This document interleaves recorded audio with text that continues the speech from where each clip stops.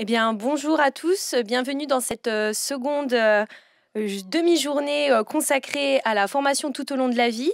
Donc cet après-midi, nous aurons deux émissions. La première qui va se dérouler tout de suite, le sujet sera se former durant sa vie professionnelle jusqu'à 15h30. Et à partir de 15h30, nous aurons les droits des actifs à la formation. Donc nous reviendrons plus tard sur ce sujet. Donc, se former durant sa vie professionnelle. Donc, les différentes modalités de la formation continue, les différents types de formation, quel public, quelle formation, quel dispositif de financement.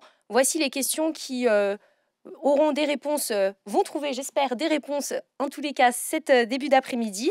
Nous recevons donc aujourd'hui 3 témoins. Tout d'abord, la présence de transition professionnelle avec Aurélie Nicolas, donc référente de parcours et chargée de mission qualité, et sa collègue Patricia Marquez, qui est donc chargée de gestion. Bonjour et bienvenue. Bienvenue à vous. Et nous avons également notre collègue donc Claudine Hénard, qui est donc parmi nous en tant que témoin de cet après-midi, qui a donc bénéficié d'un congé de formation professionnelle et qui donc témoignera sur son parcours et son expérience de ce dispositif. Et je retrouve mon collègue Franck. Coucou Julie. Voilà, pour animer donc cet après-midi. Et donc nous allons commencer tout de suite sur la formation continue, la reprise d'études. Concrètement, comment ça se passe ? Comment fonctionne la formation continue intégrée et qu'est-ce que c'est ? C'est en général une formation qui est proposée à une personne active, quelqu'un qui a quitté le système scolaire et donc qui dépend de la formation continue et qui intègre une formation dans un groupe d'étudiants classiquement sur l'université en formation initiale. Donc il y a des petites exceptions à ce dispositif. Il y a ce qu'on appelait autrefois la formation permanente.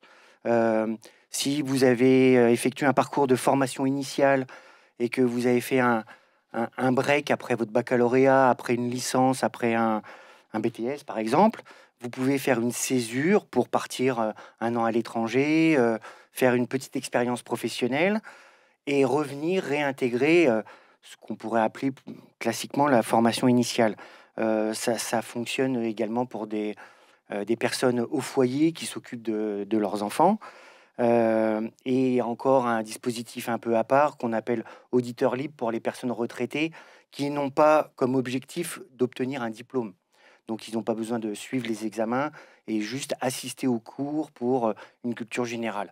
Pour des personnes actives qui cotisent pour la retraite, pour l'assurance maladie, qui cotisent aussi pour leur plan personnel de formation avec leur compte personnel formation, ces personnes actives doivent justifier de leur activité, puisque si elles ne sont pas déjà salariées, elles peuvent être demandeurs d'emploi et en recherche active d'emploi.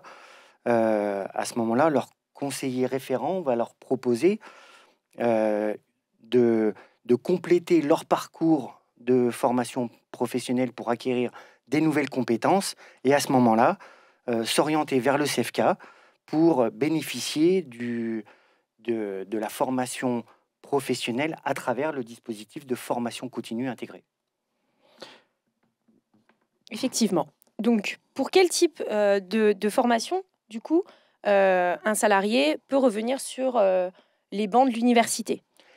Eh bien, il peut revenir pour l'ensemble de l'offre de formation de l'Université de Bourgogne et de ses partenaires, que ce soit licence, master et même doctorat. Donc, ça fonctionne pour tous les niveaux de formation. Et c'est vraiment une personne qui va intégrer, avec un statut spécifique, la formation classique dite initiale, donc mélangée aux étudiants de l'Université de Bourgogne. Très bien. Au niveau des modalités de financement, comment un salarié, comment un demandeur d'emploi peut prétendre à revenir se former à l'université ? Alors, il y a différents dispositifs en interne avec ce qu'on pourrait appeler un plan de formation. Ce matin, nous avons vu la PROA, donc un financement par un employeur public et ou privé. Ça peut être pour les collectivités territoriales et la fonction publique, le CNFPT qui prend en charge les coûts de formation. Il y a dans certains cas également pour les agents de l'État ou de collectivités, il peut y avoir la prise en charge d'un congé formation. Donc la personne n'est pas prise en charge financièrement par son employeur. Par contre, elle sera indemnisée, rémunérée en général à hauteur de 85%. Donc c'est un échange de bons procédés et de mise à disposition des salariés et des agents pour leur permettre de compléter leur évolution professionnelle. Vous avez également des financements proposés par Pôle emploi qui vont venir abonder des formations. Alors on est généralement sur un niveau de formation sur l'année certifiante. Ça fonctionne pour une troisième année de licence, une licence professionnelle. Ça fonctionne pour une deuxième année de master. Ça peut fonctionner dans certains cas si on prend un parcours complet, comme on peut voir avec le compte personnel formation, où on peut mobiliser bien les euros et ou, dans certains cas, les heures quand on est dans le public pour pouvoir venir abonder et financer soi-même ou participer à la prise en charge des frais de formation. Donc Pôle emploi va pouvoir accompagner les demandeurs dans certaines situations, et cela en complément de leur allocation ou indemnité dans certains cas. Et c'est aussi en fonction généralement des besoins et des métiers en tension sur le territoire. Hein. Donc il peut y avoir un abondement du conseil régional. Je pense aussi au groupe Caisse des dépôts qui vient aussi compléter certains abondements, soit à travers le CPF, le compte personnel de formation, ou des métiers et des branches professionnelles qui sont en tension et qui ne peuvent pas subvenir seuls à cela. Il y a également donc le compte personnel de formation, hein, qui permet à titre individuel de pouvoir se positionner et financer soi-même sa formation. On peut, dans certains cas, bien sûr, se financer soi-même. Et donc, il y a une tarification spécifique qui est proposée sur l'Université de Bourgogne s'il n'y a pas de prise en charge par un organisme tiers.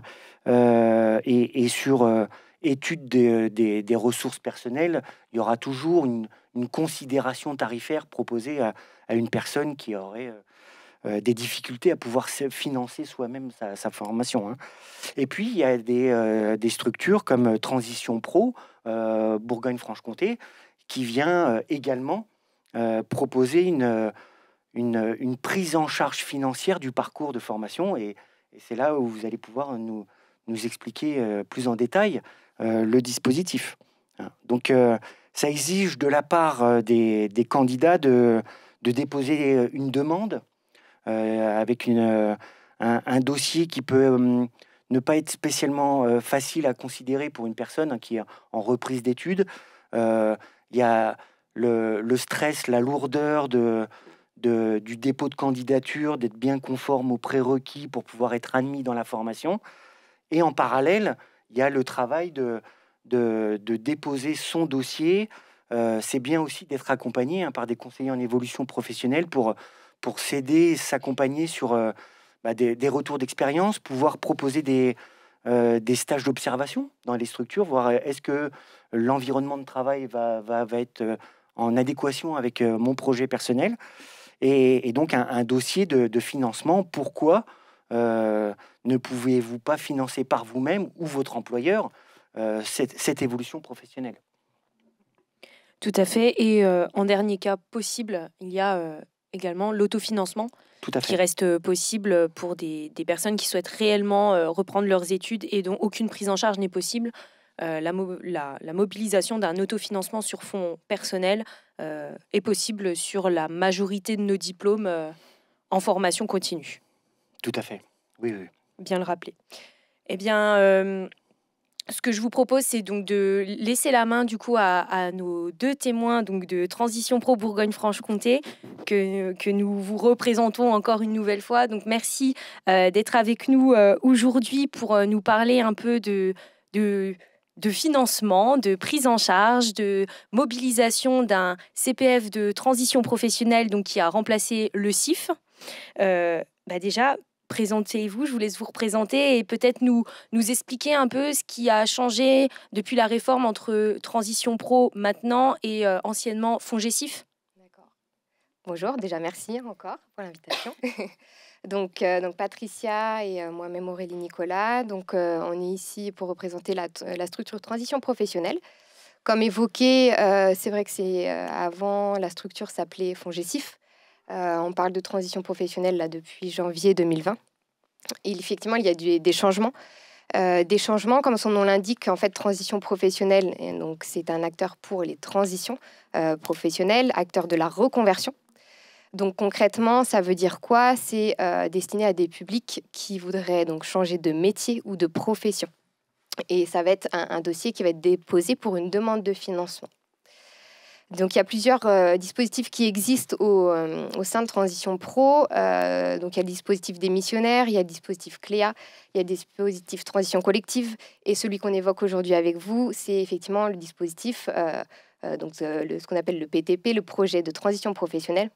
On travaille effectivement avec l'université et le CEFCA pour des formations en commun, justement pour des personnes qui retourneraient à la fac, en l'occurrence.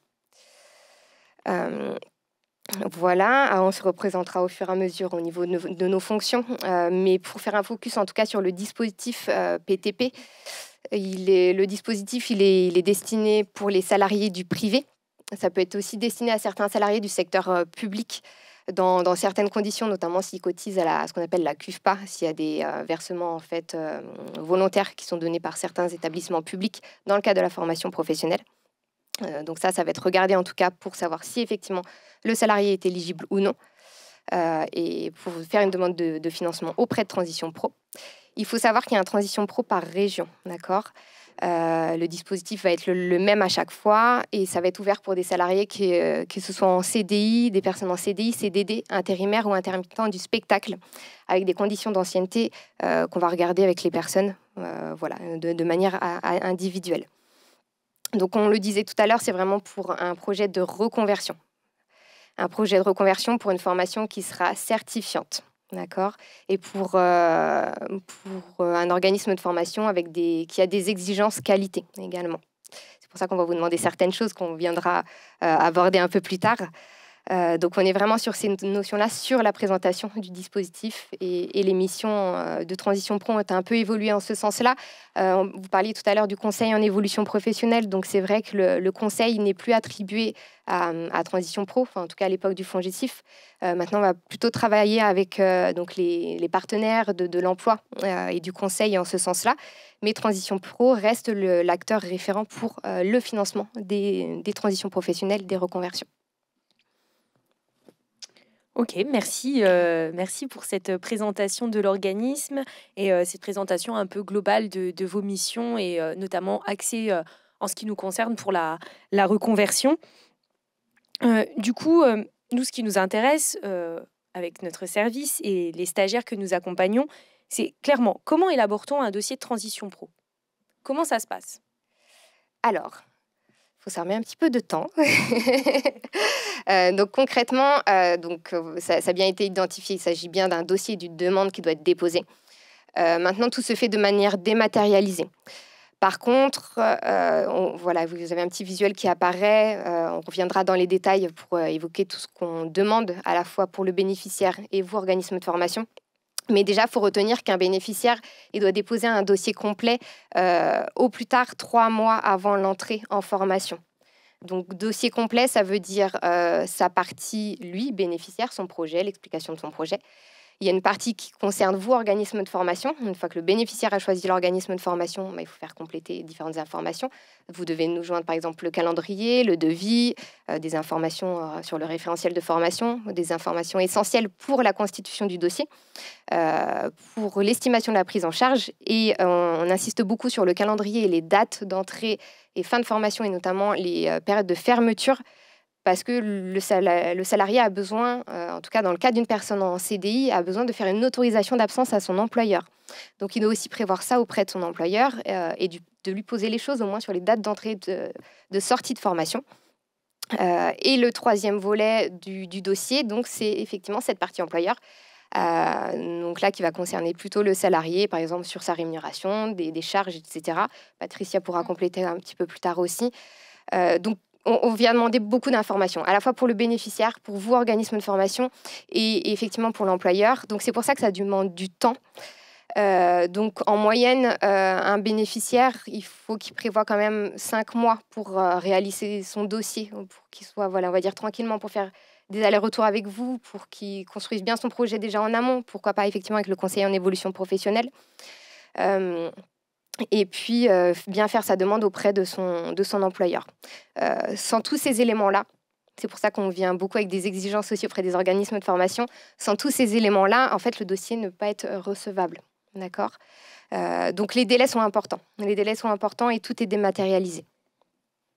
Merci Aurélie, et d'où nous l'importance effectivement pour notre mission, en tout cas au CFK, d'accompagner également les stagiaires, de disposer des éléments pour effectivement les donner aux stagiaires et en définitive à Transition Pro pour les modalités de financement. Donc c'est pour ça que là nous sommes en général à cette période de l'année en pleine préparation des rentrées universitaires, demande de calendrier, mise à jour des fiches filières, mise à jour des programmes de formation, des présentations de formation pour qu'on puisse répondre favorablement aux attentes et aux exigences des partenaires.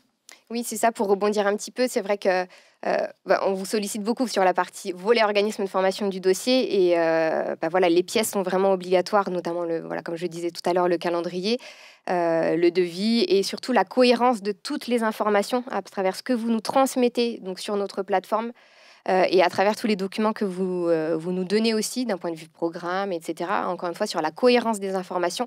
Ce qui va permettre d'une part aux bénéficiaires de bien se projeter sur la formation que vous lui proposez, et d'autre part savoir si de notre côté il y a des prises en charge possibles et à quel niveau, parce que ça va avoir un impact sur aussi le projet de la personne, est-ce qu'il se lance ou pas jusqu'au bout de la démarche, et donc ça c'est très important aussi pour le bénéficiaire.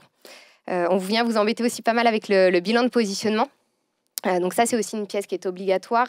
Donc là, plutôt pour vous, organisme de formation, ça va vous permettre de faire le point, en fait, donc entre vous et le bénéficiaire. Vous allez faire un peu un point d'étape sur le profil de l'individu, ses compétences et ses objectifs en fin de formation, si la formation que vous lui proposez correspond ou pas, ce qui va permettre une individualisation de parcours éventuelle, peut-être une réduction de parcours ou au contraire des heures supplémentaires sur il y a des choses en difficulté. Alors, il faut savoir que c'est un cadre réglementaire. Ce n'est pas uniquement une pièce qu'on demande, c'est un cadre réglementaire qui est nécessaire dans la demande de financement PTP. Donc, c'est pour ça qu'on insiste sur le bilan de positionnement.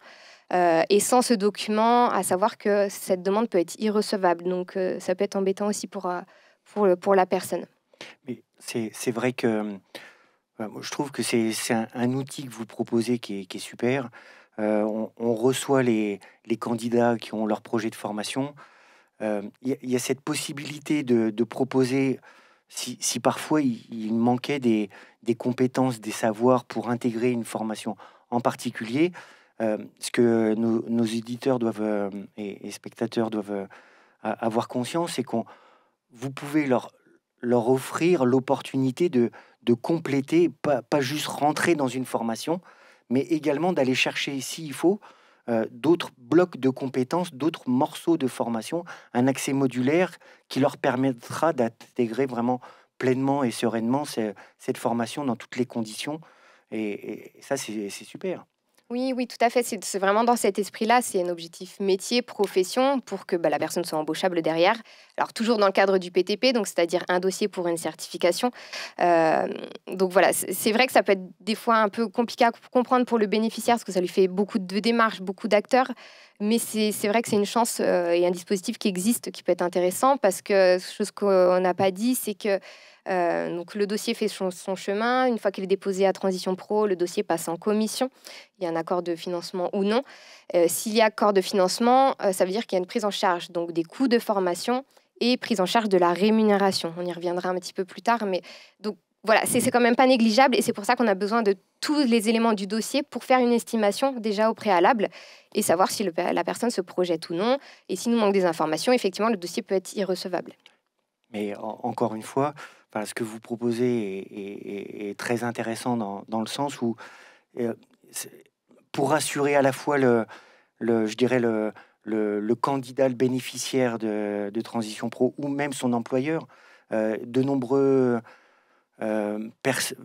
personnes auraient tendance à vouloir suivre la formation en dehors de leur temps de travail pour ne pas être en conflit, même s'il y a un souhait de quitter la structure ou d'évoluer par-delà la fiche de poste et le métier, alors que là, de savoir qu'il y a également une prise en charge de la rémunération et que vous proposez même à l'entreprise finalement d'accompagner cette mutation sur le poste de travail, c'est un enrichissement qui devrait rassurer et décomplexer les personnes de se lancer dans ce dispositif. Oui, c'est l'opportunité effectivement de changer un petit peu et de se lancer sur un projet avec des bons coups de pouce en l'occurrence. Donc ça peut être intéressant. Ouais.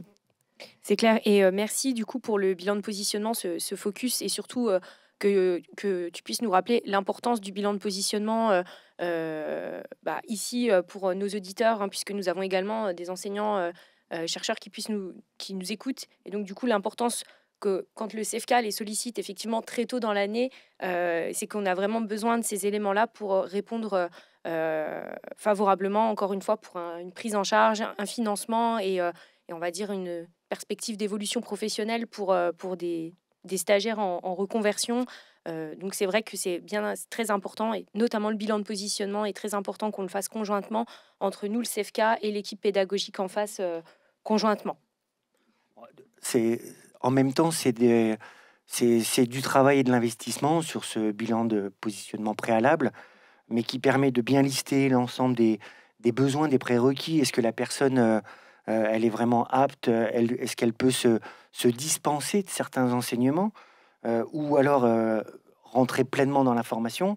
Et nous, on voit bien avec les retours et les échanges avec les équipes pédagogiques, parfois on va demander un dossier de validation des acquis professionnels. Il y a également les dossiers de candidature. Et même si pour un candidat, un bénéficiaire de Transition Pro, ça peut faire une charge immense de pièces à remplir et de dossiers à compléter, au final, ça leur permet d'avoir quelque chose de très opérationnel, à pouvoir se projeter pendant et même après la formation sur leur secteur. Et donc, c'est enrichissant pour tout le monde. Ça peut être un peu contraignant et tendu sur le calendrier, mais au final, c'est enrichissant. Exactement. Du coup, je vais faire une petite pause. Je vais demander à ma modératrice chat pour savoir si nous avons des questions en direct. Alors oui, nous avons une question. Est-ce que l'on conserve son salaire lorsque l'on fait une conversion professionnelle avec Transition Pro? Alors du coup, ça rentre dans le cadre du dispositif PTP. Oui, c'est l'idée. Voilà, peut-être que je laisserai Patricia.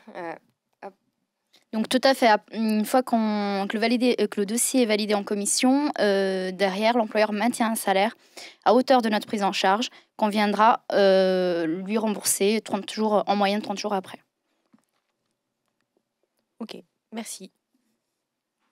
Pas d'autres questions pour le moment. Parfait. Du coup, ça va faire le lien avec la prochaine question que j'allais te poser, enfin vous poser. Je ne sais pas te poser. Quels sont du coup les éléments à fournir pendant la réalisation de la formation, que ce soit côté bénéficiaire ou peut-être nous côté aussi organisme de formation ou côté employeur. Qu'est-ce qu'on doit donner à Transition Pro pour le bon déroulement de la formation? Alors tout d'abord, il y a la notification de décision qui doit nous être retournée par le bénéficiaire après acceptation du dossier. donc juste pour nous notifier qu'il est d'accord avec le financement qu'on lui a attribué. Et puis après, tout au long de la formation, on va demander à l'organisme de formation donc, de compléter les certificats de réalisation en ligne, qui bien évidemment doivent être cohérents avec les feuilles d'émargement signées par demi-journée, comme vous avez l'habitude. Et puis après, on va également demander à l'entrée en formation que l'organisme de formation confirme l'entrée en formation du stagiaire dans ce cas. Et puis après, tout au long, en cas de besoin, on viendra demander les feuilles d'émargement si jamais il y a besoin soit pour un audit, un contrôle service fait ou ne serait-ce qu'un picking pour vérifier une information. Et puis après, côté bénéficiaire, il doit bien évidemment valider le certificat de réalisation pour dire qu'il est en accord avec ce que vous avez renseigné en tant qu'organisme de formation. Et on viendra vous demander la facture pour paiement. Convention de stage, s'il y a du stage pendant sa formation. Et côté employeur, on viendra lui demander uniquement le bulletin de salaire. D'accord. Ok. Et donc, du coup, je suppose que, forcément, mais je vais quand même poser la question, nous sommes tous interdépendants, c'est-à-dire de travail de l'organisme de formation va découler votre travail, de votre travail va découler peut-être des conséquences sur l'employeur. Comment ça se passe? Par exemple, si un mois donné, on n'arrive pas, par exemple, le stagiaire nous a pas transmis ses feuilles d'émargement à temps, on ne peut pas vous faire un certificat de réalisation sur un mois donné, quelles conséquences ça peut avoir du coup? Alors les conséquences, c'est que nous, sans le certificat de réalisation, donc c'est notre base pour tout, on va tout bloquer, à savoir les salaires, les frais de formation, éventuellement les frais annexes si le bénéficiaire a droit à des frais annexes. D'où l'importance des feuilles d'émargement et du certificat de réalisation. Voilà. Notamment, je précise notamment pour un public, donc les intermittents du spectacle et les CDD, en l'occurrence, Transition Pro n'établira pas de bulletin de salaire sur la période si on n'a pas les certificats de réalisation avant le 5 du mois. D'où l'importance des feuilles d'émargement et des certificats de réalisation. Tout à fait. Ok, donc ça c'est vraiment on va dire le pilier central d'où va découler toute la réalisation de la formation. Et du coup, est-ce qu'il y a d'autres je sais pas, implications ou d'autres éléments administratifs qui peuvent avoir des conséquences pour les usagers? Alors, à part cela, en l'occurrence, il peut y avoir éventuellement un arrêt de travail. Dans ce cas-là, s'il a un employeur, il faut qu'il le transmette à l'employeur pour qu'il fasse les déclarations nécessaires auprès des organismes, qu'il informe bien évidemment l'organisme de formation pour les saisies des absences. Donc voilà, en cours de suivi de dossier, il y a éventuellement cela. En cas d'accident pendant la formation, donc soit en organisme de formation ou dans l'entreprise d'accueil, il faudra qu'il en informe l'organisme de formation qui devra faire la déclaration d'accident auprès des organismes compétents. Et puis après, à la fin de la formation, au dernier certificat de réalisation, l'organisme de formation devra nous transmettre la synthèse de fin de formation avec laquelle on débloquera donc la dernière facture notamment. Ok. Et du coup, c'est vrai que maintenant, vous êtes passé sur un mode dématérialisé. Donc, on ne communique avec vous qu'avec votre plateforme Transition Pro Bourgogne-Franche-Comté et ou les autres Transition Pro régionaux, mais donc il n'y a plus les anciennes versions papier. Il y a très peu de dossiers papier, ça reste des exceptions. Après, on reste une petite équipe, donc voilà. C'est vrai qu'on va beaucoup communiquer via les plateformes parce que ça permet de regrouper les informations sur le dossier de la personne, donc c'est beaucoup plus simple pour le suivi au fur et à mesure, et puis voilà, qu'il n'y ait pas d'erreur en fait sur le stagiaire simplement. Après, on en parlera un petit peu après, il y a des offres de services qui existent justement pour que déjà on puisse favoriser l'échange, les rencontres. Et c'est vraiment le but justement qu'on comprenne comment vous fonctionnez également et qu'on s'appuie sur l'expertise pédagogique aussi de vos formations. Donc on viendra vous questionner si on n'a pas compris quelque chose dans le volet organisme de formation par exemple, ou si on l'a interprété d'une autre manière. Voilà, mais c'est vrai que ce soit en tout cas pour les bénéficiaires ou vous organismes de formation, la plupart des informations se déroulent via la plateforme Transition Pro. Très bien. Eh bien, nous converserons sur la plateforme pour toute demande. Et je crois que justement, nous avons une question en direct. Oui, alors comment ça se passe si l'on rate son diplôme? Peut-on repasser? Donc, peut-on redoubler? Et Transition Pro finance-t-il une deuxième année? Alors, de toute façon, pour essayer de faire une réponse concise, Si vous voulez, ça peut repasser en réexamen. En fait, on va regarder surtout la modalité, si c'est un échec total. Est-ce que la personne s'est quand même vraiment présentée en examen? Si effectivement elle repart entièrement sur la formation, ça veut dire combien d'heures? Après, ça voudra dire peut-être un réexamen ou ça voudra dire un nouveau dossier si effectivement il y a beaucoup de choses à repasser. Après, des fois, il y a le cas où la personne n'a que quelques heures à repasser et du coup, elle va le payer plutôt de sa poche, en fait. Va payer les heures manquantes avec de l'autofinancement. Donc là, j'ai envie de dire, ça sera peut-être plus, on va dire, au cas par cas, selon vraiment l'échec et ce qui a repassé et dans quelles conditions on est exactement. Alors, pour compléter, c'est vrai que sur l'Université de Bourgogne, en général, toutes les unités d'enseignement partielles qui ont été validées restent acquis. Quelle que soit l'université, ensuite, ça restera au bénéfice de l'étudiant, de l'apprenant. Et donc, en général, il y aurait qu'à repasser une réinscription administrative et pédagogique, des frais pédagogiques d'inscription pour obtenir une carte d'étudiant qui sera indispensable pour se réinscrire, et puis l'inscription aux examens, et en général, ça peut être sur un module dit d'accompagnement, stage, soutenance. Voilà, c'est en général ce qui est à repasser. Donc ça fait une réinscription assez souple. Il n'y a pas une charge financière et peut-être pas la nécessité de resuivre la formation dans son entièreté. C'est ça. Et peut-être justement garder un financement transition professionnelle peut-être pour autre chose. Peut-être que si c'est effectivement que quelques heures ou quelques matières, un autofinancement sera peut-être beaucoup plus simple plutôt que encore utiliser un crédit de transition pro qui pourrait peut-être vous être utile pour toute autre chose ou plus tard dans votre carrière professionnelle. C'est bien résumé? C'est pas mal. C'est pas mal. Et du coup, Céline, peut-être deuxième question? Oui, alors comment se passent les stages pour les formations qui nécessitent des stages en entreprise? A-t-on le droit de les faire dans son entreprise initiale ou doit-on les faire dans une autre entreprise? Là, je sais. Patricia, elle gère. Alors, en effet, on peut le faire dans son entreprise initiale, donc dans laquelle on est salarié.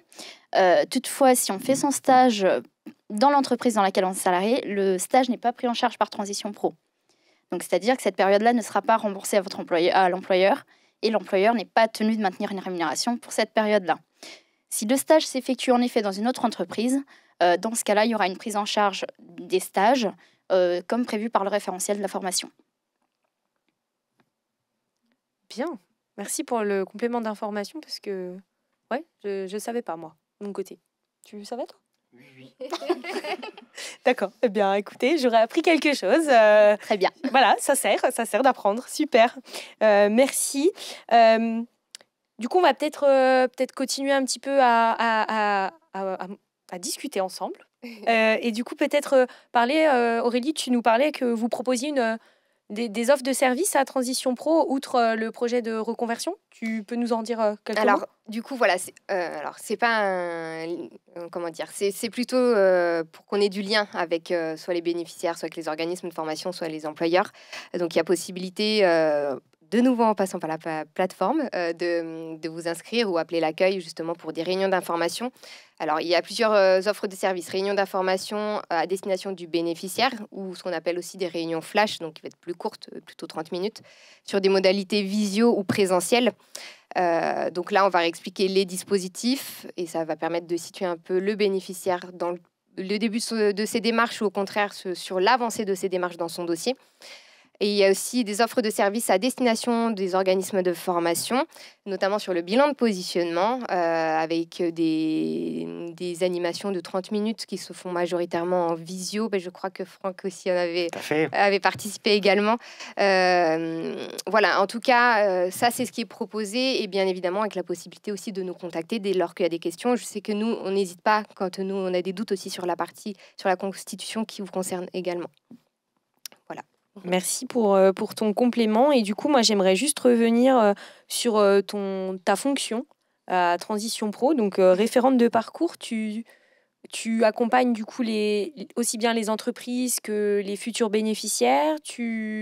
Alors, du coup, Transition Pro n'a plus d'accompagnement en tant que tel. Maintenant, l'accompagnement, c'est donc les acteurs du CEP, du Conseil en évolution professionnelle.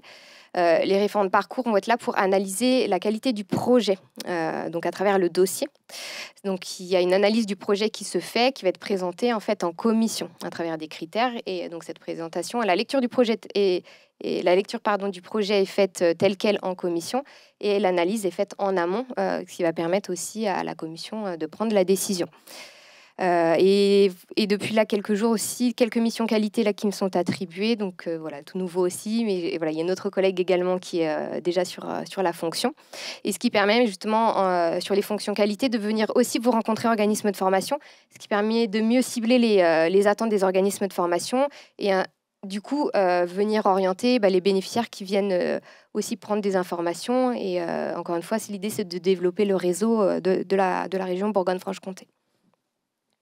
Parfait, merci. Pour conclure, je me pose la question. Je suis un bénéficiaire, j'ai déposé mon dossier sur la plateforme, mon dossier passe en commission et j'ai un refus de la commission. Qu'est-ce que je peux faire? Est-ce que je peux faire appel? Est-ce que je peux redemander une seconde commission? Oui, il y a possibilité de faire un recours.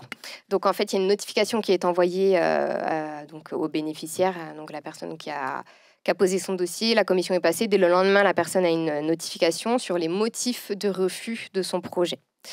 Donc, la personne peut repasser vers nous déjà pour comprendre un petit peu plus pour les motifs de ce refus, ce qu'il faudrait retravailler dessus.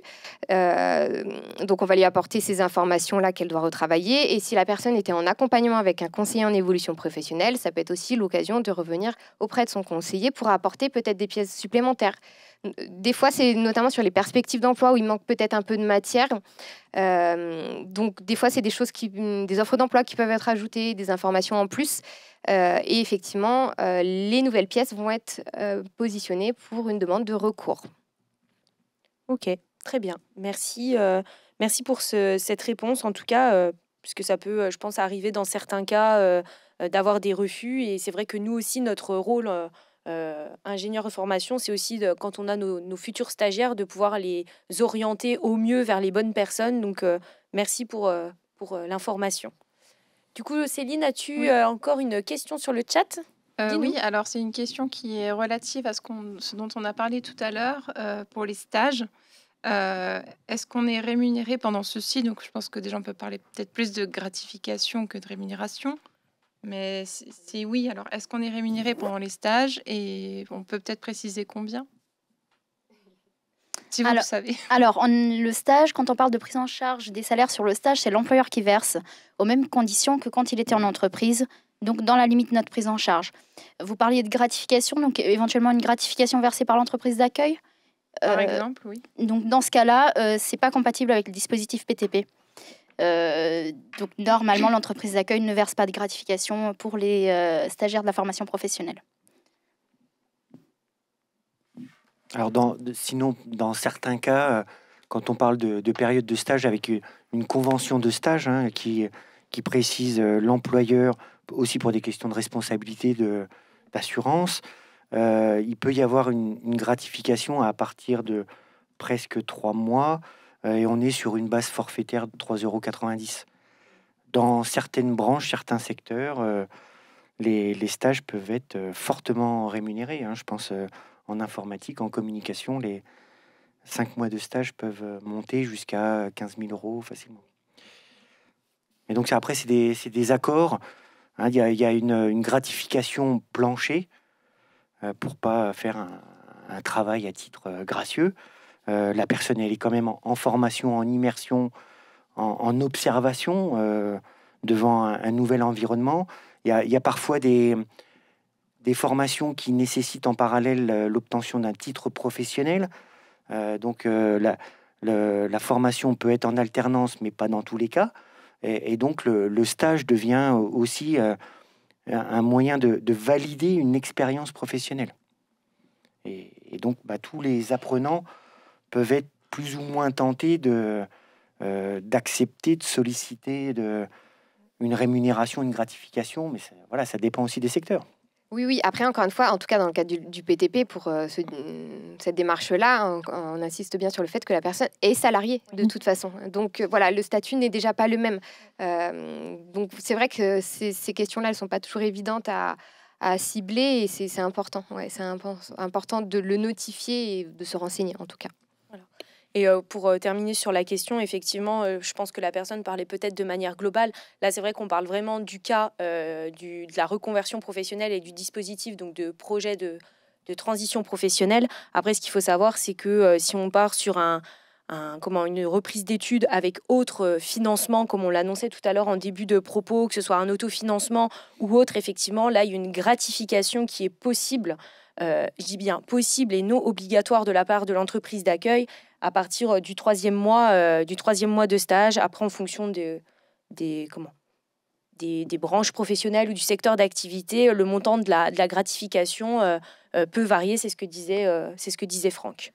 Mais un exemple très concret, ça peut être une opportunité pour un bénéficiaire du dispositif Transition Pro de pouvoir proposer ses compétences encore en cours d'acquisition. Je pense à une licence professionnelle de formateur en milieu professionnel et des structures qui hésiteraient à se lancer après dans une alternance, à recruter des salariés, à monter un nouveau plan de formation en interne, peuvent bénéficier de ces stagiaires à titre gracieux grâce à ce dispositif pour tester, expérimenter ce type de profil au sein de leur structure.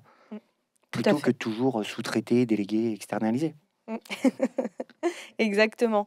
Eh bien, moi, je vais remercier Transition Pro Bourgogne-Franche-Comté, Aurélie et Patricia, d'être venues. Merci énormément. Merci beaucoup de votre témoignage et en tout cas d'apporter du concret sur votre travail, vos missions, le rôle que vous avez et surtout le travail qu'on mène en collaboration, parce qu'on a quand même une collaboration entre notre service et vous. Et merci encore d'être venu pour parler de ce qu'on fait au quotidien, c'est-à-dire participer au projet de reconversion professionnelle. Merci à vous. Voilà, vous pouvez rester avec nous, restez avec nous jusqu'à la fin de cette émission, vous n'allez pas partir comme ça. Je regarde Céline, est-ce que nous avons des questions ou pas encore ? Non. Eh bien, pas encore. Eh bien, nous allons donc continuer maintenant du côté bénéficiaire, parce que nous avons eu le côté financeur et nous allons avoir le côté bénéficiaire avec donc Claudine, notre collègue Claudine que vous avez vue ce matin pour l'émission VAE, qui va venir donc témoigner sur son parcours de reconversion. On peut le dire comme ça. Et donc, du coup, ce que je vais faire, c'est que je vais quand même te laisser te représenter brièvement, succinctement sur qui tu es, ta fonction actuelle et présenter un peu ton parcours professionnel et pourquoi tu as eu envie de te reconvertir, tout simplement. Tout à fait. Alors, je suis Claudine Hénard. Je suis actuellement chargée d'ingénierie et d'animation de la VAE à l'Université de Bourgogne. Donc, je fais partie du pôle VAE géré par le CEFCA depuis 2 ans à présent. Alors, pourquoi, à une époque de ma carrière, j'ai entrepris cette reconversion professionnelle ? C'est ça. Alors, je travaille dans la formation continue depuis un peu plus de 30 ans maintenant. J'ai exercé toute ma vie sur des postes et des missions en lien avec différents apprenants, notamment les professionnels en reprise d'études, dans le cadre de la formation continue. Tout au long de ma carrière, j'ai appris. Voilà, j'ai été dans le développement des compétences, apprendre sur le tas toute cette dimension de la formation. Et il y a quelques années, en 2015, j'ai pu intégrer une école de management à Dijon, Burgundy School of Business, et j'avais en charge la coordination des actions de formation continue. Donc, à un moment donné, c'est bien, j'ai été du côté enseignement pendant une longue carrière. Et j'ai eu envie et besoin de passer de l'autre côté, sur les bancs de l'école. Alors, c'était un choix délibéré, soutenu par mon employeur de l'époque, qui m'a vraiment encouragée à me lancer dans le suivi d'un master, donc d'un master en sciences de l'éducation, éducation-formation, une spécialité conseiller, consultant, responsable formation, proposée par l'université. Et, je me suis lancée dans cette aventure. Alors, je connaissais, heureusement, un peu les ficelles, les caractéristiques de comment on fait pour reprendre des études, comment on fait financer.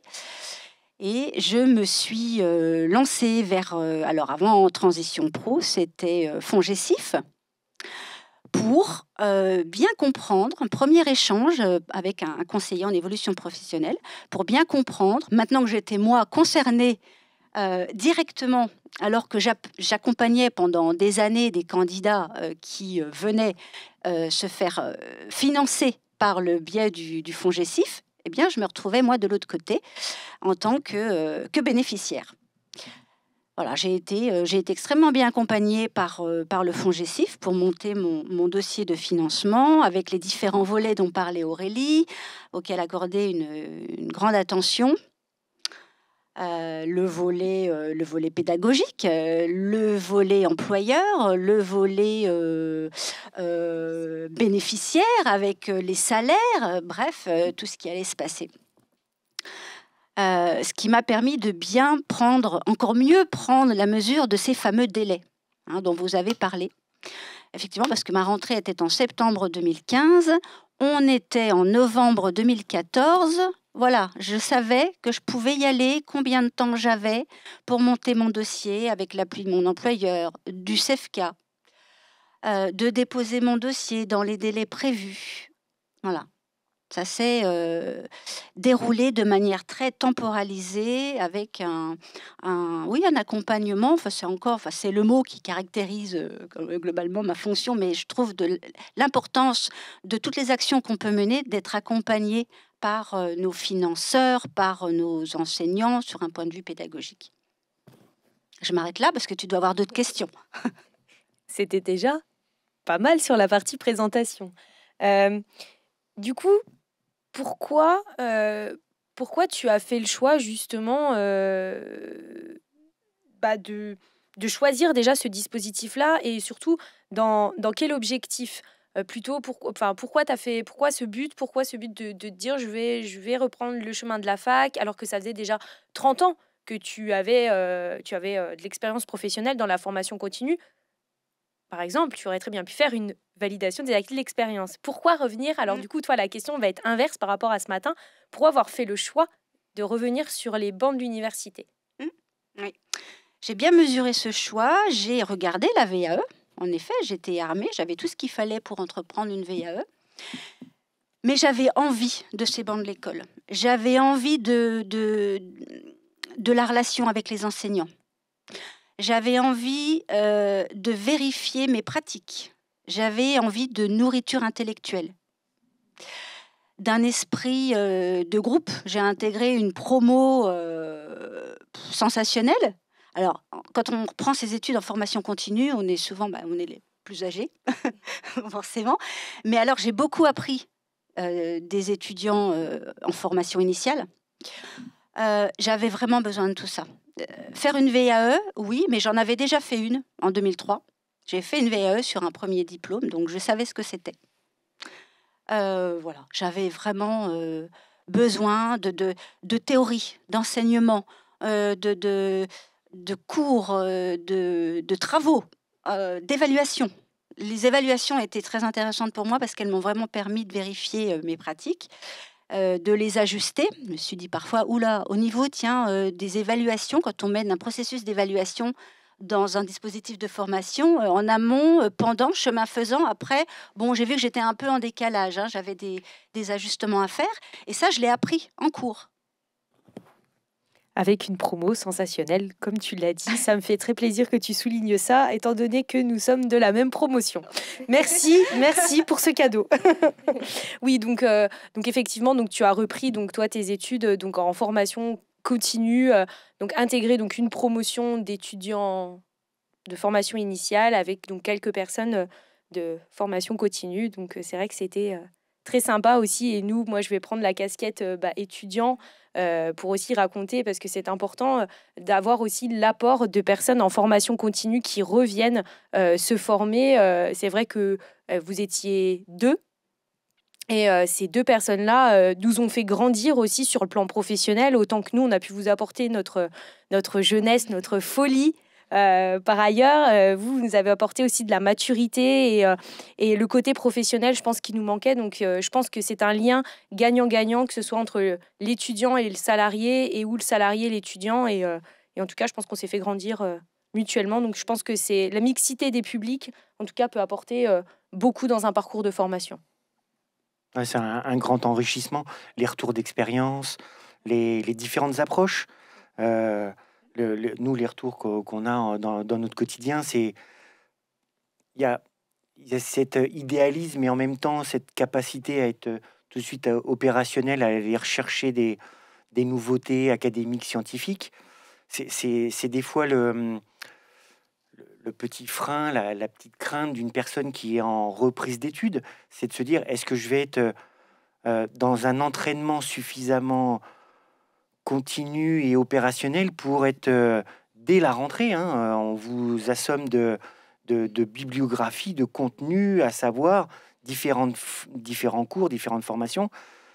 Du coup, il y en a qui se disent, bah, je vais peut-être moduler ce parcours de formation pour me permettre aussi d'avoir une vie à côté, soit si on est salarié ou parent, mais c'est un enrichissement avec des retours de pratiques professionnelles que l'on rencontre dans les différents milieux où sont mobilisés la promotion. Et ça, c'est une richesse incroyable. Non, c'est clair que vraiment, la mixité des parcours, c'est vraiment, je pense, un plus pour les formations, et que ce soit autant pour, je pense, la partie, même pour les enseignants. Je pense que même eux, le fait d'avoir des salariés qui reviennent, ça permet de les faire évoluer aussi dans leur pratique, dans leur pédagogie, dans plein de choses qu'on ne pourrait pas forcément voir si on avait uniquement que des étudiants classique, en tout cas une promo 100% de formation initiale. Donc non, franchement, c'est vraiment un plus, et au final, on fait forcément des fois des belles rencontres, puisque maintenant, on travaille ensemble. Donc au final, la boucle est bouclée.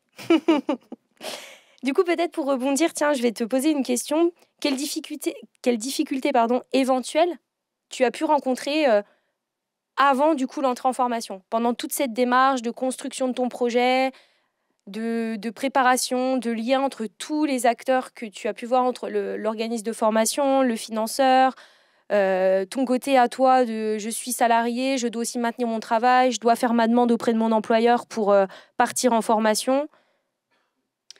Alors sincèrement, parce que bon, c'était 2015, alors ça fait quelques années, hein, mais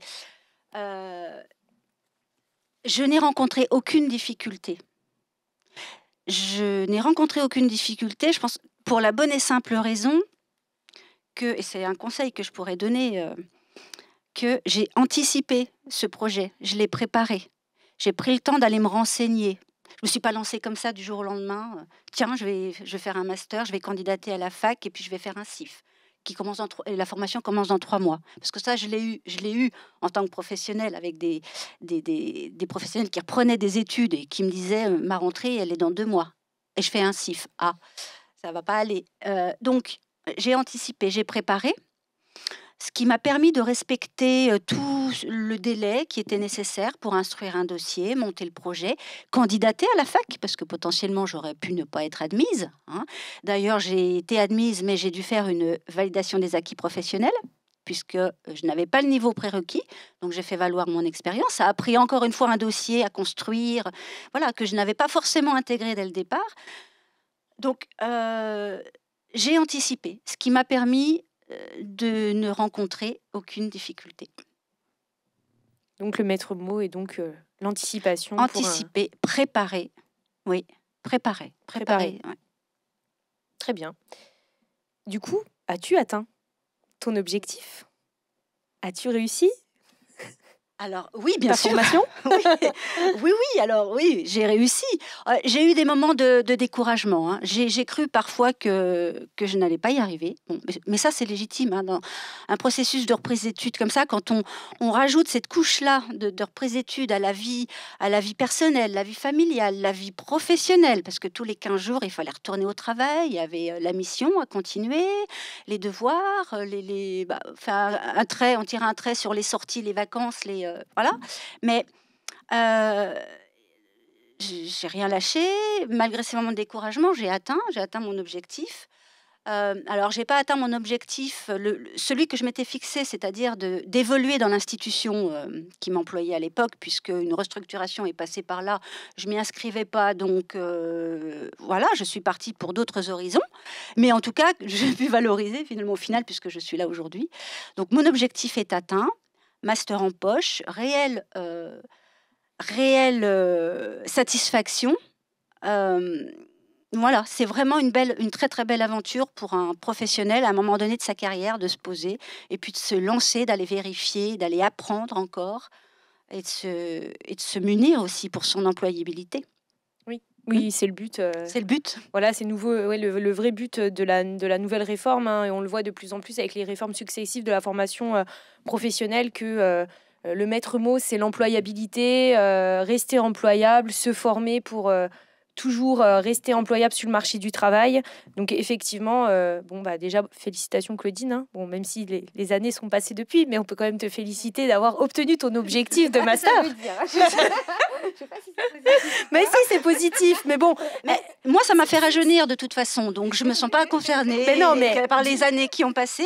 C'était un phénomène de, comment on appelle ça, la réjuvénescence, hein, de rentrer en formation continue. Donc c'est ça, puis tu m'as rencontrée, donc tu vois, du coup, tout... Non, mais c'était surtout, voilà, je voulais justement revenir là-dessus pour vraiment dire que effectivement, c'est un des leviers qui pousse aujourd'hui à se retourner, se former, et surtout, voilà quoi, quand on a on va dire un duo gagnant, c'est-à-dire je pars dans un objectif de rester employable, de me reconvertir, c'est quand même un challenge. Je veux dire, on met quand même sa vie entre parenthèses, on fait des choix, on espère pas regretter ses choix, de faire le bon choix, justement la première fois. Je pense que Franck il pourra aussi compléter, même Aurélie, je pense que tu pourrais peut-être compléter, mais c'est vrai que quand on reçoit des personnes qui souhaitent se reconvertir, on voit tout l'enjeu qu'il y a derrière et le fait de ne pas se tromper. Et je veux dire, nous, notre rôle aussi, c'est justement de les prévenir, de bien leur donner les tenants et les aboutissants de cette démarche, parce que c'est vrai que ça peut soit être très bien et très avantageux et très, très formateur, comme ça peut être... quelquefois, et on l'espère pas, mais tout l'inverse, et être un petit peu, excusez-moi du terme, mais des fois un petit peu casse-gueule, quoi. C'est vrai que il y a une partie des fois de candidats à des formations qui n'ont vu qu'une marche sur l'escalator à franchir pour aller vers leur objectif personnel, qui est tout à fait louable, mais qui vont peut-être aller sur une reprise d'études tout de suite, donc faire un diplôme d'accès aux études supérieures, et puis après, j'envisage une licence, puis après un master ou une licence professionnelle. Le fait d'anticiper et de voir à moyen et long terme, ça permet de mieux lisser le parcours, de mieux l'accepter soi-même et de le faire accepter aux autres. Et dans certaines situations, quand il faut un parcours long, un investissement qui en même temps fait de sacrifices personnels, et si la marche n'est pas suffisante pour atteindre cet objectif, là, il y a un fort découragement avec une déception grandissante. Moi, je vois ça sur des parcours, par exemple, pour obtenir le titre professionnel de psychologue. C'est obligatoirement valider une licence complète, plus un master, plus 500 heures de stage sous la supervision d'un psychologue référent. Et vous avez beau avoir été directeur de ressources humaines avec 25 ans d'expérience, on ne peut pas déroger à la règle. Il faut repasser l'ensemble du parcours. Et donc, des personnes se retrouvent démunies, découragées. Alors, il y a des aides, des référentiels, des rapports. Je pense à à tous les rapports sur les métiers à 2050. Hein, donc, vous avez des données soit de l'État sur la DREET, soit les statistiques de Pôle emploi qui permettent de voir à court terme les besoins en emploi et les bassins d'offres d'emploi sur les territoires. Mais vous avez aussi les besoins en emploi liés au départ massif à la retraite, aux reconversions bien gré, mal gré, forcées dans certains secteurs qui ont dû intégrer du numérique, qui ont dû intégrer un système de livraison, d'automatisation, même si on était dans l'agroalimentaire, par exemple. Et du coup, voilà, le fait d'anticiper les besoins est-ce que mon métier sera encore passionnant pour moi? Est-ce que je serai encore utile à d'autres? Et est-ce que mon emploi sera encore fonctionnel dans 5, 10, 15 ans? Aussi pour pouvoir évoluer si nécessaire au milieu, c'est indispensable. Exactement. Exactement. Et du coup, peut-être la dernière question que je vais poser à Claudine. Oui, c'est une question qui vient de me tomber comme ça, donc je vais te la poser. Ne fais pas cette tête, tu vas voir, ça va très bien se passer. C'est peut-être revenir sur le déroulé de la formation. On a parlé tout à l'heure version organisme de formation, les exigences, qu'est-ce que l'organisme financeur a besoin. Comment toi ça s'est passé du coup pendant le déroulé de la formation? Donc du coup on a bien rappelé et on le rappelle encore, les feuilles d'émargement, c'est très important, on va le rappeler. Du coup niveau feuilles d'émargement, niveau rendu, niveau vraiment, ça peut être une question, en tout cas une incertitude que peuvent avoir peut-être certaines personnes qui seraient peut-être un peu frileux de se lancer dans la démarche. C'est oulala, si je rends pas mes feuilles en temps et en heure, si on me déclare pas très vite sur la plateforme, je risque de perdre ma rémunération. Ôte-nous d'une inquiétude, as-tu perdu en salaire? Absolument rien, absolument rien. Et la gestion des feuilles d'émargement, eh bien moi j'y accordé une grande importance parce que je connaissais vraiment ce caractère essentiel pour moi, mais pour les autres étudiants en formation continue. Je m'en étais chargée d'ailleurs, donc je veillais à ce que effectivement les feuilles d'émargement soient bien transmises par nous, la Scola, en fait, la scolarité, des étudiants par mon intermédiaire, au CEFCA. Et c'était transmis et à aucun moment, non, je n'ai rencontré de problème lié à ma rémunération. Tout était bien suivi des faits. Ça a très bien fonctionné, quoi. Ouais.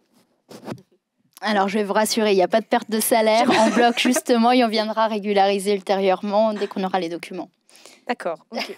Merci pour la précision. Mais bon, c'est vrai que quelquefois, en tout cas, moi, je vais parler de mon expérience. C'est vrai que des fois, quand on conseille, ça peut être aussi la question qu'on nous pose. Est-ce que si vous ne me déclarez pas à temps, est-ce que ma rémunération va être stoppée, bloquée? Est-ce que je vais perdre en salaire? Donc, je pense que voilà, c'est une question, en tout cas, importante d'avoir et le côté financeur et le côté réellement, je l'ai fait et ne vous inquiétez pas, je n'ai pas perdu mon salaire. Donc, merci pour ces précisions. Et bien, du coup, moi, ce que je vous propose de faire, c'est donc continuer un petit peu notre déroulé sur la reprise d'études. Je tiens à remercier déjà mes témoins et je vois qu'on me fait un signe de la main pour me dire qu'une question est arrivée sur le chat, donc je t'écoute. Oui. Alors, c'est une question pour Transition Pro. Est-ce que plusieurs formations courtes sont acceptées ou faut-il faire un diplôme national pour que le dossier soit accepté?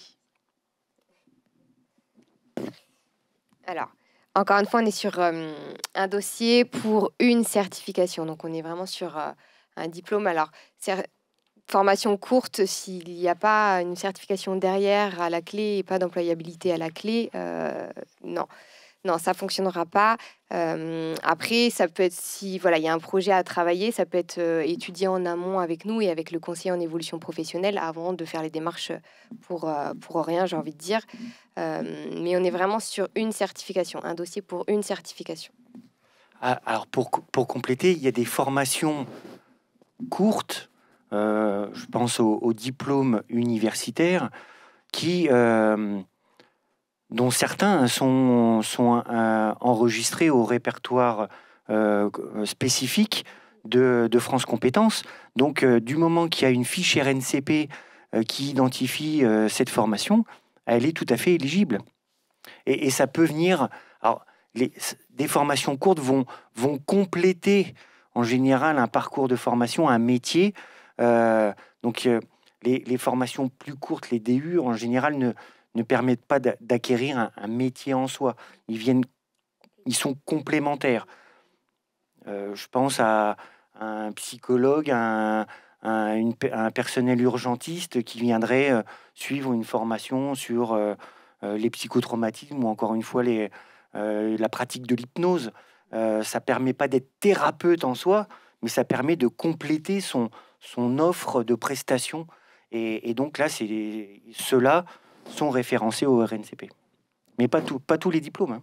C'est ça, en fait, nous, on va vraiment regarder ça à travers justement le dossier et le volet organisme de formation, si on est bien sur une formation dite RNCP ou RS, répertoire spécifique. Ouais.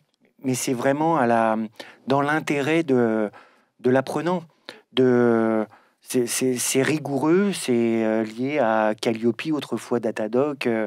Nous, on a encore en plus en parallèle la HCERS, mais c'est dans l'intérêt de là ou du futur diplômé certifié de se tourner vers des formations de qualité qui vont lui servir dans sa poursuite de carrière. Très bien. Merci à vous pour ces éléments de réponse.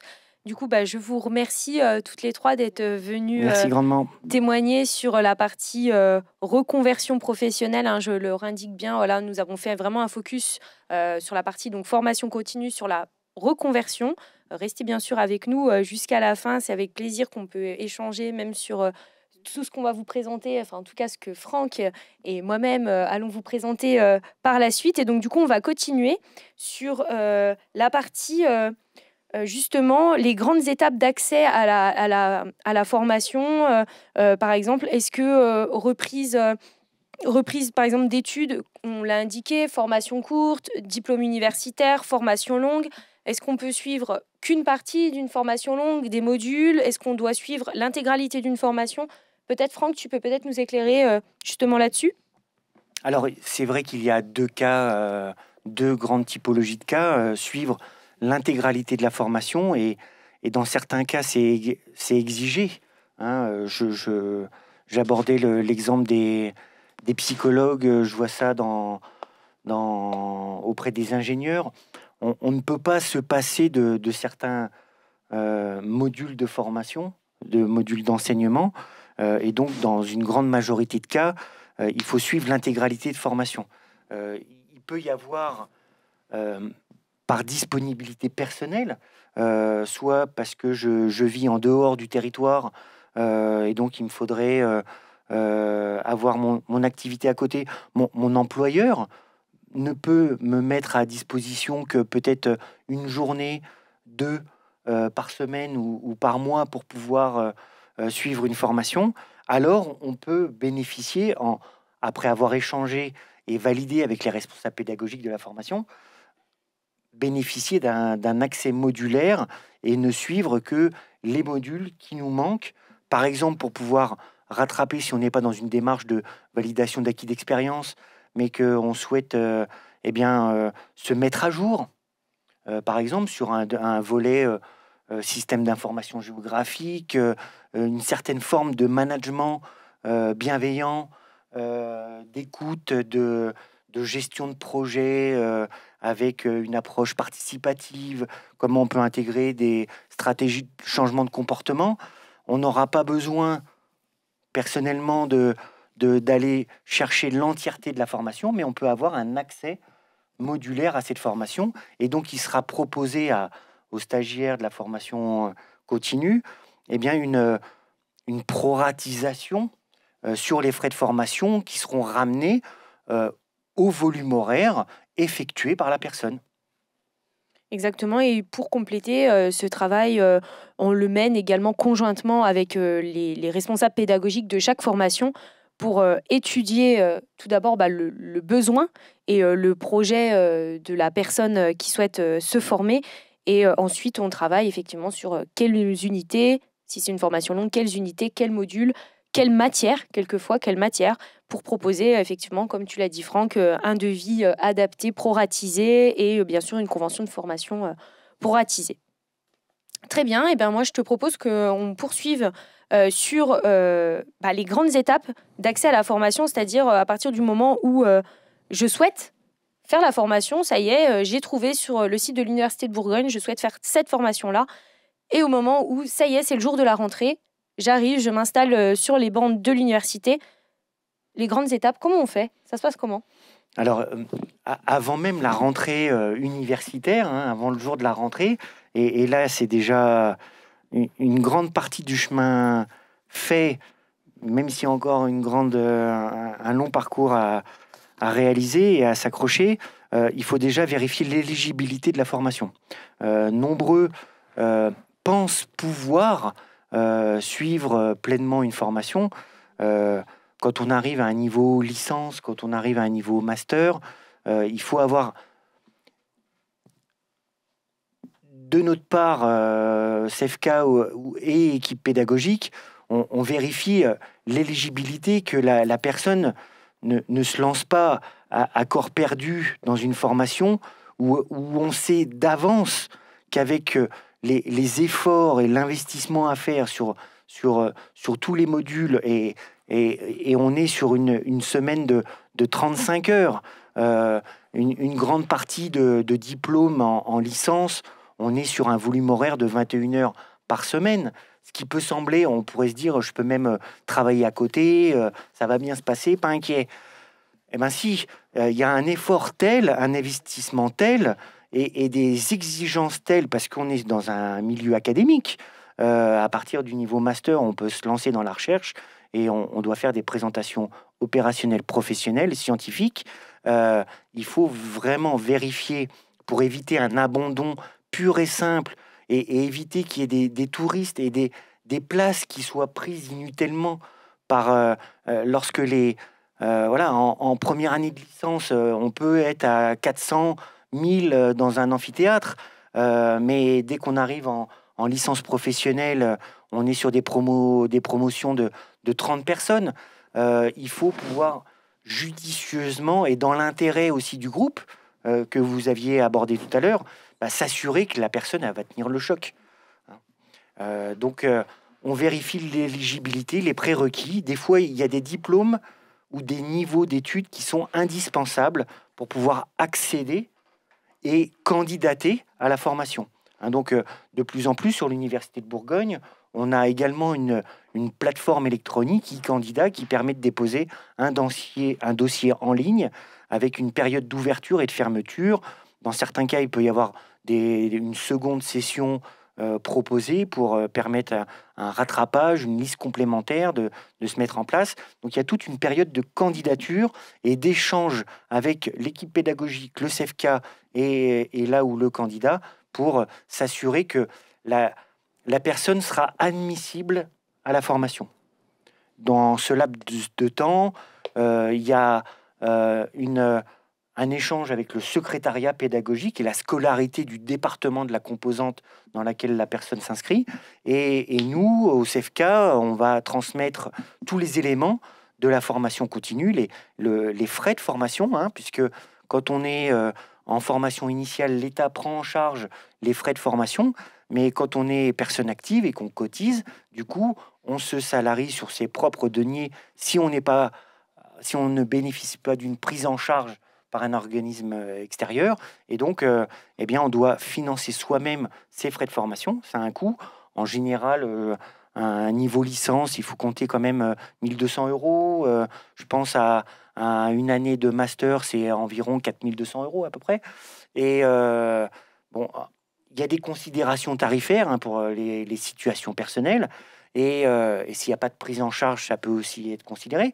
Mais donc, on va transmettre un devis, un calendrier, parce que ce soit une personne qui soit demandeur d'emploi, ou un salarié ou bénéficiaire d'un dispositif, il faudra, pour des questions d'assurance, des questions de responsabilité, s'assurer que la personne est bien en cours à telle période, à telle date, et qu'elle a donc émargé. Donc tout ça, on le transmet à l'avance avec une présentation de la formation, un programme. Ensuite, on va adapter tous les éléments contractuels, le contrat et une convention de formation qui vont être transmis avec une inscription administrative. On relaie à la scolarité pour permettre l'édition d'une carte d'identité, d'être inscrit pour pouvoir se présenter aux examens, l'édition du diplôme, et donc on transmet ensuite les emplois du temps, les salles, et à partir de là, la rentrée peut très bien se passer.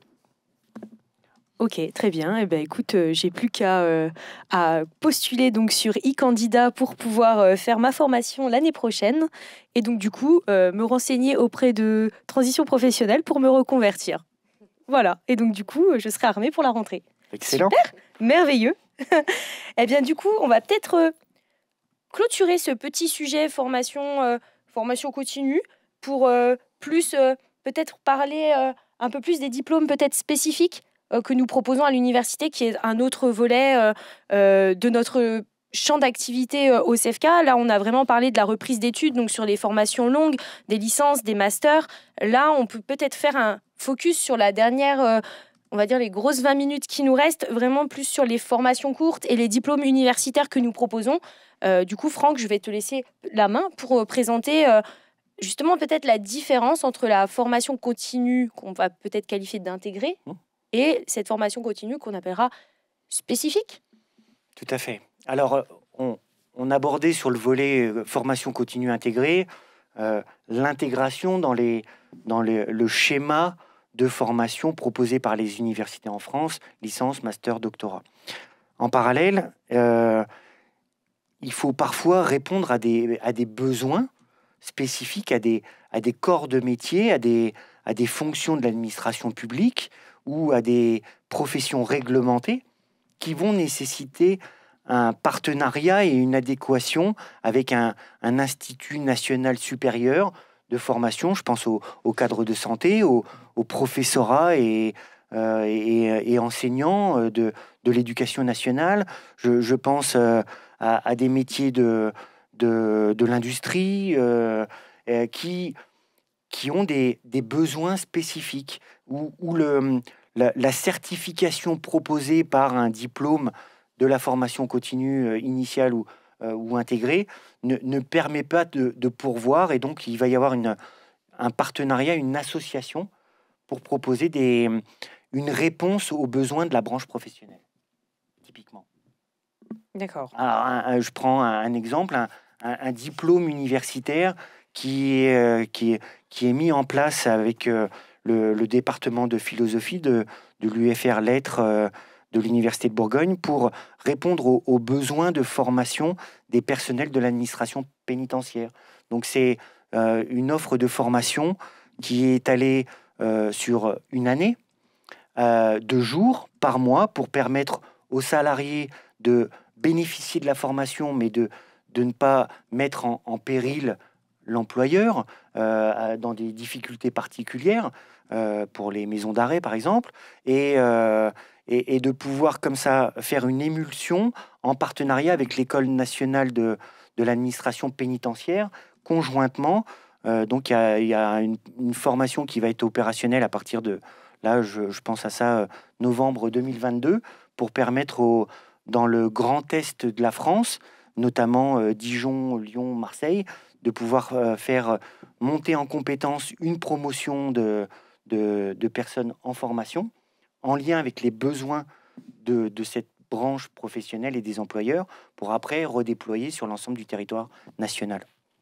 Oui, donc c'est bien toute là la particularité donc des diplômes universitaires. C'est donc ça s'adresse, contrairement aux diplômes nationaux, à un public exclusif de salariés qui donc reviennent pour un besoin précis de monter en compétence sur un besoin déterminé, soit par le secteur d'activité ou la branche professionnelle.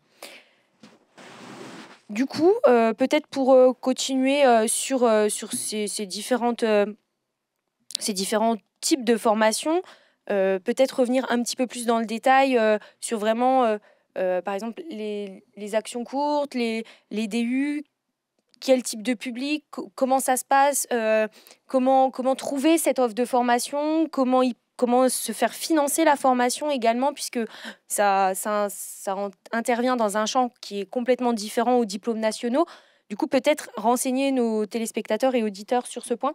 Alors, tout à fait. Donc, c'est vrai qu'on distingue des formations courtes par rapport aux formations plus longues sur plusieurs années, les diplômes universitaires. Il peut y avoir des diplômes interuniversitaires, mis en place en partenariat par plusieurs sites académiques, basés différemment en France. Et puis, vous avez des actions plus courtes qui peuvent répondre à un besoin vraiment spécifique d'un bassin d'emploi. Ça peut être pour une profession, une mise à jour de thérapeutes sur des outils, soit des outils digitaux, soit des nouvelles pratiques, des nouvelles méthodes, une nouvelle réglementation qui vient impacter la profession et peut-être les employeurs. Du coup, il y a besoin de former les salariés. Donc, ces formations très courtes répondent à des besoins très ciblés. En général, ça va de une journée à une dizaine de jours, hein. On est vraiment sur le concept de la formation courte, qui peuvent être proposées à tout salarié de France, mais qui peuvent aussi être proposées à une entreprise en particulier qui a un besoin de mutation en interne. Voilà, j'ai l'exemple d'entreprises qui avaient eu l'habitude de travailler, par exemple, sur les métaux, de fabriquer des produits à partir de ça, et qui avaient besoin de se positionner sur les nouvelles matières céramiques, par exemple, donc on va former les ingénieurs avec les équipes de les IREM à les former ces personnels. Et donc, l'entreprise va se tourner vers son opérateur de compétences pour pouvoir prendre en charge ces frais de formation très spécifiques. Oui, tout à fait. Et donc, c'est bien que tu ramènes sur la partie financement, puisque, comme on l'a vu pour les diplômes nationaux, plusieurs sortes de prise en charge sont possibles grâce au référencement RNCP et répertoire spécifique, hein, et on a eu la validation donc par du coup Transition Pro, et c'est vrai que sur les diplômes universitaires et ou les formations courtes, on aura, on va dire, une prise en charge financière qui va être beaucoup plus restreinte. Enfin, en tout cas, les modalités de prise en charge vont être plus restreintes.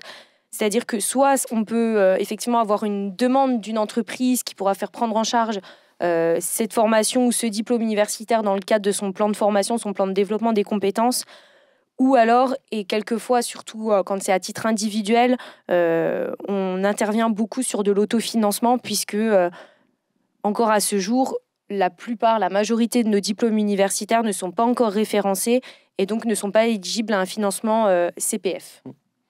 Alors, c'est vrai que toutes les formations ne sont pas éligibles.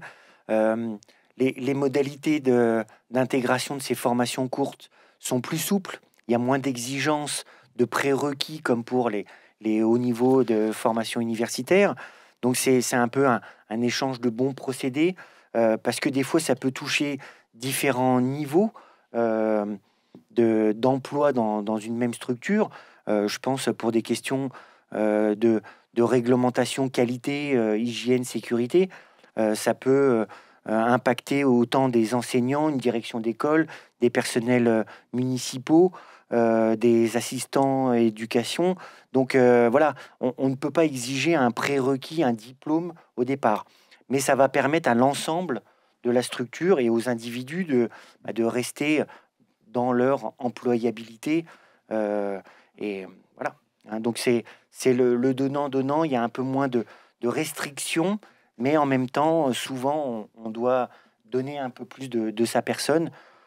On peut mobiliser le CPF dans de nombreux cas quand même.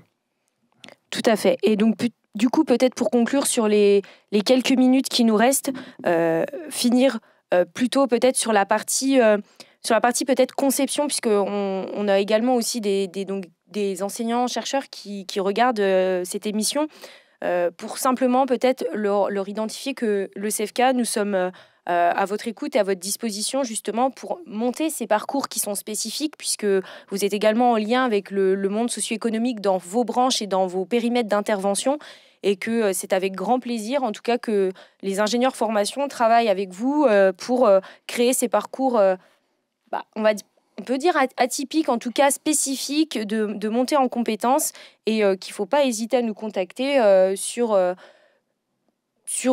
toute question éventuelle de création, d'adaptation pour monter des parcours répondant aux besoins, en tout cas, du monde professionnel. Et je pense qu'une question est en train d'arriver sur le chat en direct. Et donc, du coup, Céline, je t'en prie, question. Alors, nouvelle question. Est-ce que tout le monde peut faire une action courte et y a-t-il un âge limite? En général, il n'y a pas d'âge limite. Je n'ai pas retour d'expérience là-dessus. Tout le monde peut bénéficier de formations. Il y aura peut-être certaines formations qui seront réservées à des praticiens ou à des professionnels d'une branche d'activité. Mais on voit de plus en plus, je pense à des intervenants qui sont extérieurs par délégation de service public ou par compétences déléguées, doivent être au contact de certains publics spécifiques qui étaient peut-être réservés à une branche professionnelle. Et donc, la fongibilité fait que il peut y avoir des partenaires, ne serait-ce que pour mieux apprécier ces publics, comment on les accompagne avant, pendant, après une action. On peut justement aller vers ça. Et je rappelle que les formations courtes sont disponibles sur le site internet du CFK. Il y a des pages dédiées à l'offre de formation courte proposée sur l'Université de Bourgogne. Et pour compléter, du coup, sur l'âge limite, non, pas d'âge limite. À partir du moment où vous avez les prérequis, en tous les cas, les prérequis donnés par rapport à la formation, quand vous irez consulter la formation qui vous intéresse en formation courte, non, il n'y a pas de limite d'âge. Au contraire, on est à une journée justement sur la formation tout au long de la vie. Donc le nom porte tout son sens. Formation tout au long de la vie dit que vous pouvez venir très bien suivre une formation courte à 20 ans, comme à 35, comme à 60 ans, sans problème, sans souci. Et c'est avec plaisir qu'on vous accueille en tout cas. Et bien du coup, je pense que nous avons encore une question sur le chat et après nous allons conclure sur cette thématique. Je t'en prie, Céline. Alors, combien de temps faut-il pour monter une action courte en tant que responsable pédagogique? Par quelles instances faut-il passer? Alors, j'aurais tendance à dire, par anticipation, pour éviter des freins, des leviers, ça peut prendre jusqu'à 3 mois. On va étudier la faisabilité, la viabilité de cette formation, que les quelques jours, on sait que l'équipe pédagogique, elle sera très vite opérationnelle, elle sera en capacité d'aller à l'essentiel. On n'a pas un public justement disparate. Du coup, on peut se concentrer sur un cahier des charges nous, au CFK et avec l'équipe pédagogique, on va échanger avec les besoins sur ces formations courtes. Du coup, c'est très opérationnel, très efficient. Une formation courte, au moment de la conception, il faut la passer dans les instances de l'Université de Bourgogne, le conseil d'administration, le pôle formation vie universitaire va aussi regarder le budget. Est-ce que les personnels sont titulaires? Comment ils vont être rémunérés? Les intervenants, les ordres de mission, est-ce qu'il faut du matériel? Donc on va structurer un budget prévisionnel. On va vérifier la capacité d'ouverture minimale pour permettre que la formation soit ouverte dans les meilleures conditions. Et donc, voilà, s'il faut peut-être 15 jours, 3 semaines pour bien vérifier les premiers volets de conception de la formation, il faut déposer la formation dans les instances. C'est un conseil d'administration en général tous les mois. Donc, une fois qu'il y a eu la validation, les tarifs sont votés, hein, et donc après, on peut contractualiser au titre de cette formation qui a été ouverte. Eh bien, merci Franck pour cette réponse. Dans tous les cas, donc pour conclure sur cet atelier, on vous a présenté donc globalement et dans la généralité la reprise d'études selon différentes modalités, différents types de financement. On en a vu quelques-uns, on a fait un focus vraiment sur la reconversion et on aurait pu en parler de plein d'autres. Si vous souhaitez reprendre vos études, que vous avez un projet, que vous souhaitez être conseillé sur les différentes modalités de financement, il faut savoir que notre équipe, le CEFCA, est à votre disposition et à votre écoute pour répondre justement à toutes vos interrogations. Bien sûr, après, nous, on fait le lien avec donc, les différents interlocuteurs. On a eu la chance d'avoir Transition Pro Bourgogne-Franche-Comté avec nous cet après-midi et on les remercie encore d'être venus témoigner en tous les cas et montrer justement l'intérêt de notre travail en collaboration. Et dans tous les cas, nous restons bien sûr disponibles et à votre écoute pour tout sujet. Donc je vais rendre l'antenne quelques minutes pour que nous puissions faire une pause et préparer l'émission suivante qui va être consacrée, le dernier atelier du jour, sur les droits des actifs en formation, où on se penchera un peu plus sur les autres dispositifs non évoqués depuis ce matin. À tout de suite.